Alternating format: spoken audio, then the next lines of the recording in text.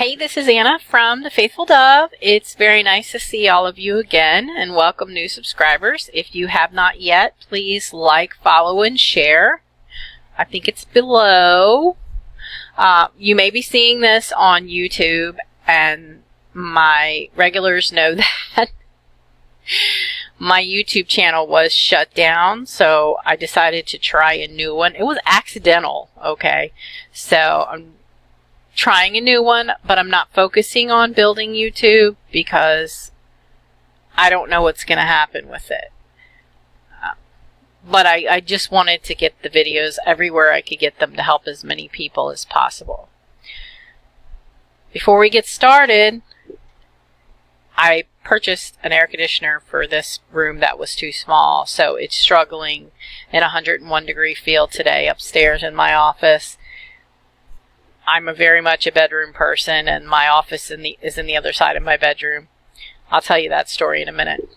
But the fan is on, and you might be able to hear the fan that's pushing air towards me so that I can be with you without roasting insanely.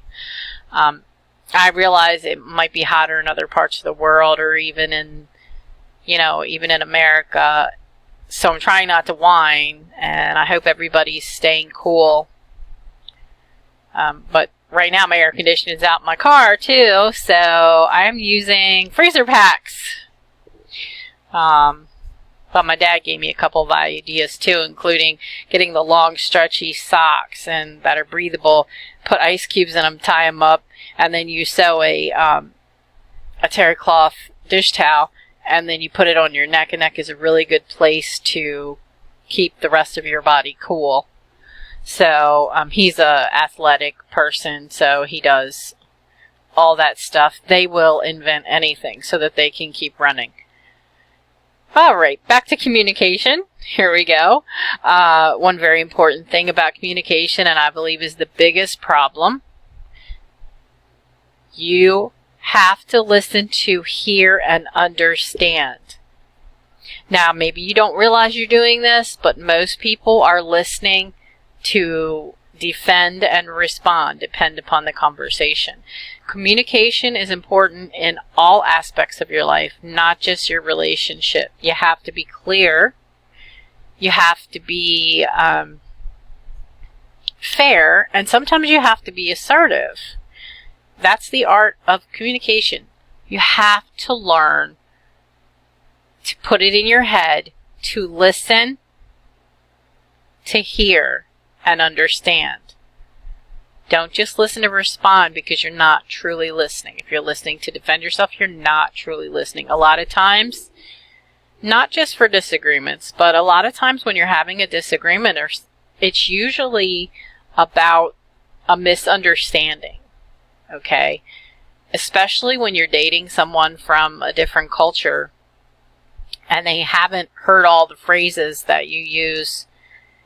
And for instance, I'm originally from Missouri. And ornery in Missouri just means that you're a little feisty, okay? But understand there are definitions in other parts of states that means bad. So that is also why we have to respect each other's culture. I adore everybody all over the world, and I just love learning about their culture. And communication, another example is when I was teaching, there were these children who came directly from Africa. In Africa at that time, kids were not allowed to look teachers in the eye. In America, what do? Look me in the eye so I know you're hearing and understanding me, right? I suspected it, so I didn't get on them about it. I went straight and signed up for a cultural awareness class, and that's what I learned. And now they were respecting me because teachers were sacred. And that's amazing. Okay? So it helped me to more effectively communicate with them. Now everybody believes if I come to your country, I should learn and practice your cultures if I'm going to be living there, and you should do the same for mine. But you got to start somewhere. Okay? While those children are learning, while those people are learning about your culture, they need to communicate as well so that they can learn. That's all part of a learning process. So just keep that in mind. Be aware. So, listening to understand and hear. What does that mean? That means you're having a conversation with somebody, this thing is put on silent. Okay? Texting is the #1 way to kill a relationship. Not just texting when you're supposed to be talking to your partner, but trying to text an emotional point to your partner. If you fight through text or try to have a discussion, serious discussion through text, there is no emotions to it. I don't care how many crap emojis, smileys, or sad faces you put in it.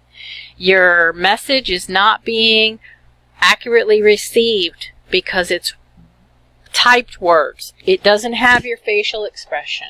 It doesn't have your tone of voice. So save all communications for in person. Okay, so yeah, everybody's busy. I'm non-confrontational. What if your spouse or loved one is non-confrontational? Because this doesn't just mean for relationships. This is for when you're talking to a coworker, when you're talking to another human being, when you're talking to a loved one. It doesn't matter who it is. The very first thing you need to do is listen to hear and understand. And I'm going to tell you now, I'm one of those people, and I think most of us do this sometimes. Imagine a junk pile of words in your head. The very first thing when you get upset is there's all these emotions, all these feelings, and all these words that you have to express. Well, mine turn into a big old junk pile up in my head, fall out randomly. No one can understand me until, like, literally, they've purged out, and then, this is when I'm really upset. Till they've purged out, and then things start to come out clearly. You need to be willing to listen. Okay? That is not to say that you have to listen to someone cussing you out, calling you names, or abusing you. You don't. Just tell them when they get their head straight and they can communicate to you with respect, you can sit down and talk about it. This is also another thing. Okay?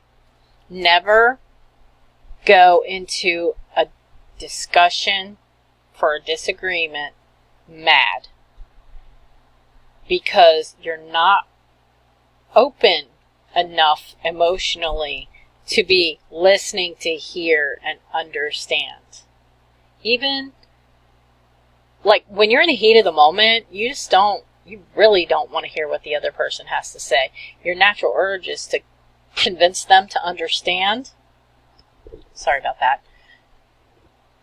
That's why you can't talk when you're upset, and it's the time when you really want to purge, because you got all these emotions. You're really upset. You just really want to go at it. You really want them to understand, but you have to wait for the right time when you're both calmed down, and it may not take long. How long does it take you to calm down? Okay? If it takes you a whole day, must have been something really upset you. But if it takes you a whole day, wait until the whole day. Ask them, say, look, I'd really like to work this out with you, and I'd really like to talk to you about this, but I'm upset right now. Can you give me a day to cool down? And then actually go back. Don't avoid it. Even if you're scared, go back and talk about it. Most people are afraid of outcomes. That's why they avoid things. That's why I'm really non-confrontational. Because I don't like to fight, because most people nowadays walk away and don't come back. They don't realize your couple, your family, your friends, your coworkers, you're all different. Even as similar as you may be, you're all different. So you're going to have disagreements. You gotta respect their opinion, but you don't have to be abused. It's okay for people to have different opinions than you. It's not okay for them to push their opinion on you, or you to push it on them, and it's not okay for people to get abusive and crazy about it. Again, I'll point to the deal breakers: verbal, mental, physical abuse, substance abuse.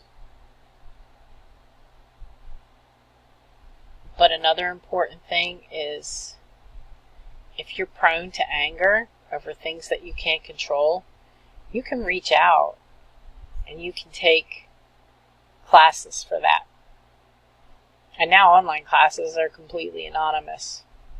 There are free classes. There are free support groups.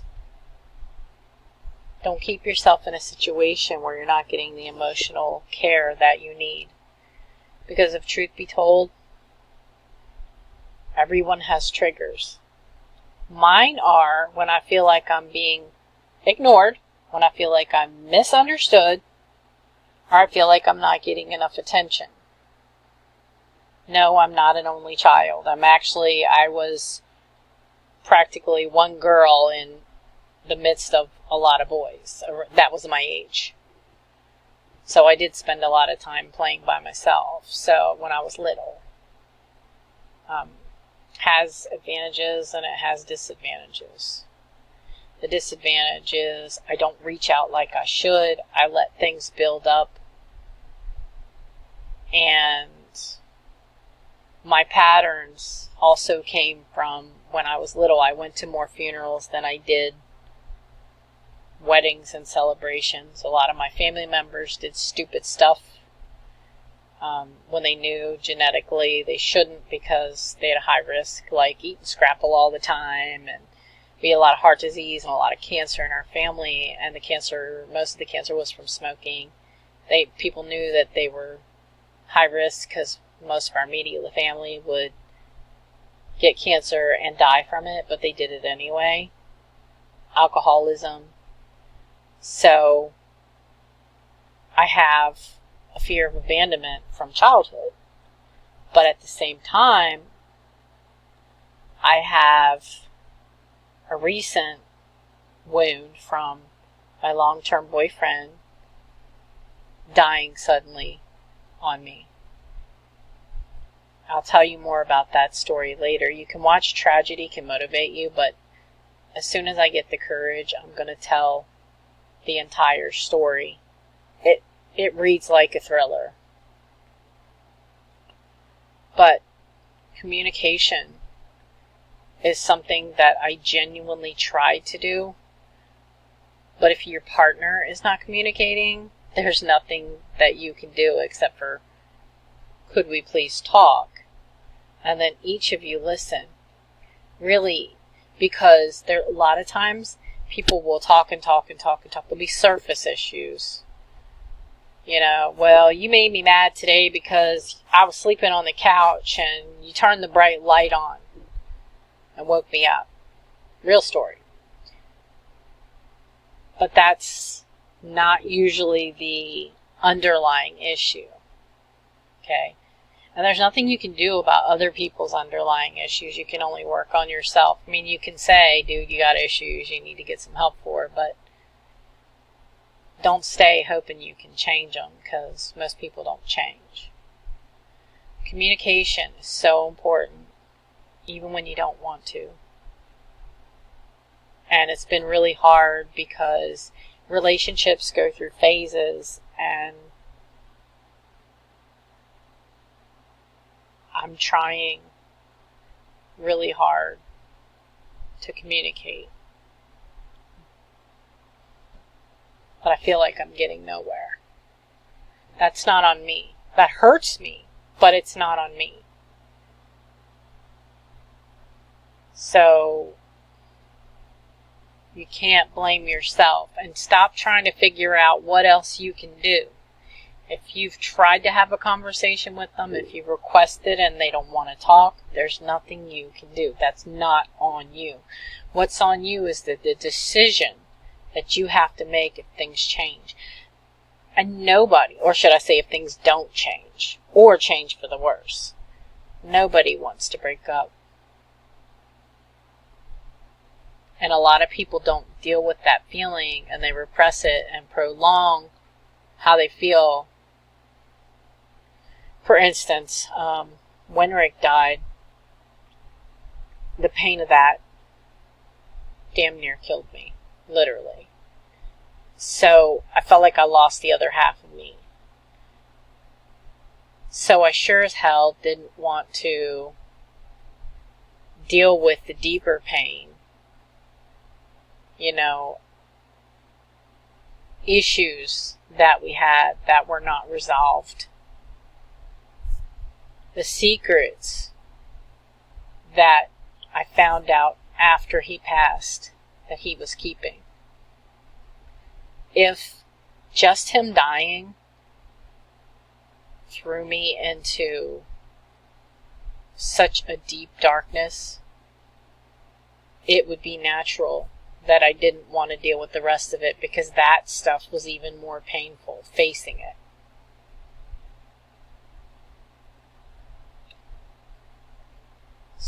And no one was there. No one was there for me to communicate with, professional-wise. And still, 1.5 years wait to talk to somebody.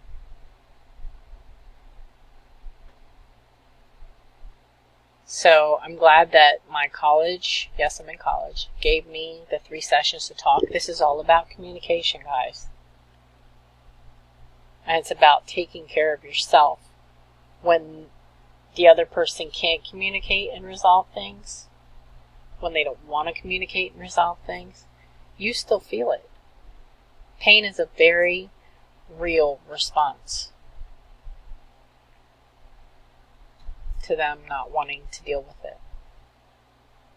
You're allowed to have those feelings, but you need to flow through it. And right now, at this point, a lot of people are having past issues returning to them, either in new partners, through patterns, or just old partners coming back. And, you know, sometimes they want to reconcile, and you have to work through all the issues that you had before, because you have to be confident that you're going to be able to communicate, that you're going to be able to work together. So no matter whether you got a new partner or an old partner, right now, this month, you may be experiencing patterns. And in my, was it my love video? Love is all you need video, reality time. I discussed how you take a piece of paper and you write down all your relationships. You write down how you met, how it ended, and details in between of like, how did you argue a lot? What did you argue about? Did they not spend enough time with you? You look at all of them side by side, and you're going to find patterns that are going to help you to be able to stop, recognize first, and then stop these patterns in your tracks. Because some of the patterns are stuff like, okay, you got a partner and he didn't communicate very well, or he kept leaving every time he got mad, or you're like me and yeah, I mean, I'm dating someone, but I was attracted to bad boys. So, and I started noticing unconsciously too, because I always said, yeah, I want a good guy. And then every guy I met had some major issue. So, that I discovered later, of course. But I was subconsciously, I was drawing that to myself, I think, because of that attraction. Maybe just because it felt familiar to me. You know, like if you've been, say you went through an abusive childhood, you tend to feel, it sounds crazy to those of you who have not been abused, but your body adjusts to feeling familiar to things that are not good for you. That's all part of communication. How? Listen to yourself, listen to hear, listen to understand to others, self-communication, self-care, eliminating those patterns. And that's what this month is all about. So go ahead. Don't wait for that karmic pattern to hit you and you to get hurt again. Go ahead and write down all your relationships. Write down how they began, how they ended, what your arguments were about, what was the most common thing that happened where it went wrong. You're going to look, oh my gosh, every single time I got emotionally unavailable men. I got people who claimed they were too busy, or guys who said they want a relationship, but then they didn't because they were never around. I got guys who, when I had a problem, or girls, it doesn't matter, when I had a problem and I needed to talk to them, they weren't there. You're going to figure it out. You're going to figure it out. And those patterns, next time you're going to step back and you're going to say, oh, it's starting to happen again. Excuse my language. Hell no. Hell no. I am not going through this again. And then you're going to say, if it's a severe situation, you're going to say, bye-bye. Not happening again. Nope. Self-preservation.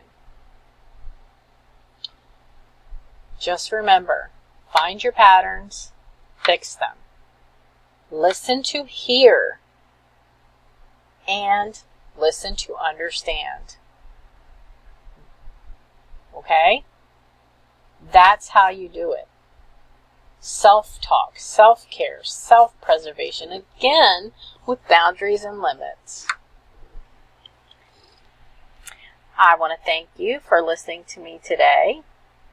And I hope you have a super, super day. And I hope if it's hot in your area, it cools off. If it's cold, it warms up enough. I want you to be feeling great and love yourself. This is Anna from The Faithful Dove. Bye.